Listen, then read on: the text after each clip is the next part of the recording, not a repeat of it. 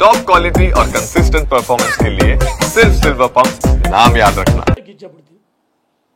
ಆಮೇಲೆ ಹರೀಶ್ ಯಡಿಯೂರಪ್ಪನ ವಿಜಯೇಂದ್ರನ ಅವ್ರ ಹುಟ್ಟುಹಬ್ಬಕ್ಕೆ ನಾನು ಹೋಗಿದ್ದೆ.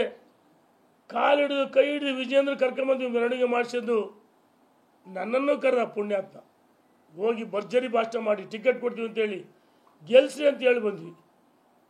ಮಿಸ್ಟರ್ ಹರೀಶ, ಯಾರಿಂದ ನೀನು MLA ಇದು ಗೊತ್ತಿದೆಯಾ? ಕ್ಷೇತ್ರದಲ್ಲಿ ನಿನ್ನ ಜನ ನಿನಗೆ ತೂತು ನನ್ನ ಪಕ್ಕ ಕ್ಷೇತ್ರ ಮುಗಿತಾ ಇದ್ದಾರೆ. ಯಡಿಯೂರಪ್ಪನ ಬಗ್ಗೆ ವಿಜಯೇಂದ್ರ ಬಗ್ಗೆ ಮಾತ್ರ ಅಲ್ಲಿ ಸಹಿಸಲ್ಲ ಜನ. ಅವ್ರ ಮುಖ ನೋಡಿ ಓಟ್ ಹಾಕಿದ್ದು. ಮಿಸ್ಟರ್ ಹರೀಶ್, ನಿನ್ನ ಕ್ಷೇತ್ರದಲ್ಲಿ ಸದಸ್ಯತ್ವ ಇಡೀ ಜಿಲ್ಲೆಯಲ್ಲಿ ಆತಂದ ಕಡಿಮೆ ಇರೋದು. ಒಂದು ಭೂ ಸಮಿತಿ ಆಗಿಲ್ಲ. ನಮ್ಮ 99% ಭೂ ಸಮಿತಿ ಮಾಡಿದ್ದೀವಿ. ಅಲ್ಪಸಂಖ್ಯಾತರ ಬೂತ್ಗಳಲ್ಲಿ ನಾವು ಮಾಡಿದ್ವಿ. ಒಂದು ಭೂ ಸಮಿತಿ ಆಗಿಲ್ಲ. ಮಂಡಲ ಅಧ್ಯಕ್ಷಿಗೆ ಮಾಡೋಕ್ಕೆ ನಿಮ್ಮ ಕ್ಷೇತ್ರ ಎಲಿಜಿಬಲ್ ಇಲ್ಲ.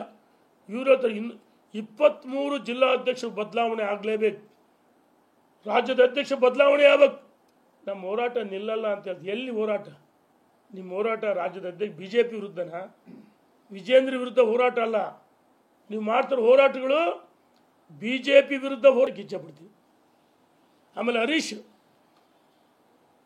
ಯಡಿಯೂರಪ್ಪನ ವಿಜಯೇಂದ್ರನ ಅವ್ರ ಹುಟ್ಟುಹಬ್ಬಕ್ಕೆ ನಾನು ಹೋಗಿದ್ದೆ.